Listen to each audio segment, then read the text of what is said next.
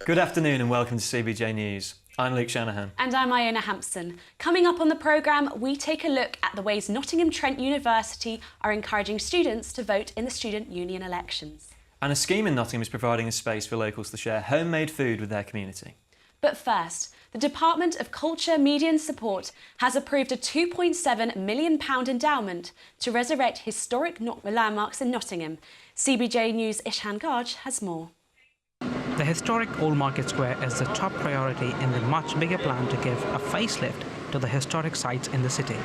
Historic England is working with Nottingham City Council to restore the city's prized heritage sites to their original glory. In Nottingham, we have a number of bits of heritage that are at risk on the heritage risk register, and for us in Nottingham there's 13 of our conservation areas, of which we've got 31 are deemed to be at risk. So the central theme of our heritage action zone is looking at how can we take those conservation areas off the heritage at risk register through heritage-led regeneration. Amongst the documented buildings suffering from weathering and disrepair is St. Peter's Church near the Market Square. The warden of the church has been seeking grants for the repairs of its roof for a long time now. The roof was, the coating of the roof was quite old, and we need that replacing to protect the 15th century oak beams so they don't deteriorate. Keep dry. Unfortunately, we don't have too many leaks at the moment, but the more leaks we get, the more damage there will be to the beams, and they would then have to be replaced at a great cost. Bromley House Library on Angel Road is being looked at with great concern. The leakage in the library is damaging centuries-old books. The roof of Bromley House Library is in really poor condition, so there is a grant within the scheme for Bromley House Library to repair the roof. So there's a number of different projects, some for listed buildings, some for buildings that are in conservation areas, and it comes together as a package based on kind of this analysis of what the issues are. It's not just a case of papering over the cracks, as you can see, but thankfully for Nottingham's heritage sites, this grant will allow them to return to their golden days. Ishan Garg, CBJ News. As you saw there, a few of Nottingham's heritage sites look to prosper from a monetary grant over a project time of 5 years. There are far more locations in the area that are at risk too. CBJ's Ishan Garg has more details. Ishan, how many buildings have been identified by the City Council to be refurbished? In Nottingham, we have 4,500 buildings and monuments which have been put in the at-risk list. City Council have identified 800 heritage spots to be dealt with first, which are going to get preferential treatment. What kind of risks are we talking about? Are there serious things wrong with these buildings? Well, most of the buildings, like the St. Peter's Church or the Rowley Library in the city centre, have got a leaking roof, which needs urgent repairs. So most of the buildings that have been identified by the City Council have similar kind of problems, which are some or the other kind of structural damages. So, yeah, these are the problems the council is going to have to look at. Does the council have a particular order of preference about the buildings to determine the extent of damage? Well, the council have done a comparative analysis of the buildings to determine the extent of damages in those buildings. So they're going to treat the buildings which are more damaged first, and then they're going to move on to the buildings which are less damaged, and so on and so forth. So we can expect the buildings in the Old Market Square to be treated first. Thank you, Ishan. Nottingham Trent Student Union is campaigning to increase voter turnout in the coming student elections. Zachariah Barman reports. Nottingham Trent University is home to 27,000 students. These students vote each year to decide who should represent them on the Students' Union. We spoke to some of them. I think it's good that every year we should vote for our VPs and President to actually run in to direct the change of the SU to a way that the students see fit. I think it's a bit annoying because I've been here all year, obviously, and the only time I'm really aware is around about election time, so I feel I should be more aware of it throughout the year. Because I don't really know exactly what they're going for. I don't know what the purpose of it is. All I know is that this is voting going on.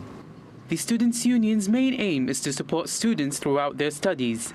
6 people make up the executive board, starting with the president and with vice presidents for sports, services, education, community and activities. So the importance of the SU, basically, the SU is there to support students, whether it's welfare, finance, academic issues. We're basically the union for students, so we look after all issues regarding them, and it's just basically there for representation. If a total of 7,500 students cast a vote in the elections, the executives have promised to turn part of the main building into a large ball pit. I honestly think that we'll smash it. We're nearly at 5,000 now, and we've got till Friday 5 p.m. So we've got till tomorrow 5 p.m. But I do think that we'll smash it. And it might sound quite childish, but everybody's engaging with it. Everyone's loving it. Had some really positive feedback on social media. So fingers crossed if we reach that milestone. Voting remains open until Friday 24th of March at 5 p.m. and results will be announced in the coming days. Zachariah Barman, CBJ News. Bubble tea, jam or vegetables and no money involved. Homegrown Exchange organised an event where, as in ancient times, people trade their products for somebody else's. Reporter Santiago Herrero has more. It's the 4th time the Grains Windmill welcomes a food swapping event in its facilities. Participants have to come with homegrown or homemade products and then trade them for others they might like. It's mainly an American thing. It's really popular in America, food swapping. And so I found out about it through a magazine and I thought, oh, that sounds good. I'd like to go to one. And there wasn't one in my area. The nearest one was in Manchester. So we went one day all the way to Manchester for the food swap to look at how it was run. And then I thought, well, let's get one in Nottingham. The mechanics are simple. Participants fill a piece of paper with information about their products, and then those who are interested write the names below. But there's a catch. Each article has to be individually exchanged for another one. So the more you come with, the more you go home with. Yeah, you go home with a variety. So you can come with a load of things the same and then end up going home with all kinds of different things. Part of the fun of this event is that no one really knows what products people are going to bring, so you can never anticipate what you will be taking home. I've been to one before and I brought homemade bread last time, and when I went home I had the most amazing array of different jars of homemade jam and pesto and all really cool stuff, so I thought I'd come along again. In case you missed it, don't worry. On the 28th of May, Homegrown Exchange will come back to the Grains Windmill, and if you want to participate, all you have to do is contact them via Facebook or email. Santiago Herrero, CBJ News. And now for your sport, here's Ashley Witt. The British cyclist Wendy Hoovenagel has said that a medal-at-any-cost approach created a culture of fear amongst British cyclists. The Olympic silver medalist accused the organisation of ageism and says they had zero regard for her welfare. York City have signed Notts County goalkeeper Scott Loach on loan until the end of the season. The 28-year-old former England under-21 international has made 7 appearances for the Magpies this season. New Zealand leg spinner Ish Sodhi hopes his stint playing in Nottinghamshire's T20 campaign this summer will lead to a longer stay in England.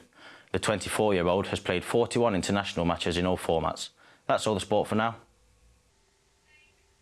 Santiago Herrero joins us for the weather. How's it looking for tonight? Tonight will remain dry with some clearer spells, but might become quite chilly, especially in rural areas. And tomorrow morning should see a chilly start, but with warm sunshine and lighter winds further into the day. That's all the weather for now. Thank you, Santiago. That's all the time we've got for this afternoon. Thank you for joining us. Have a good evening.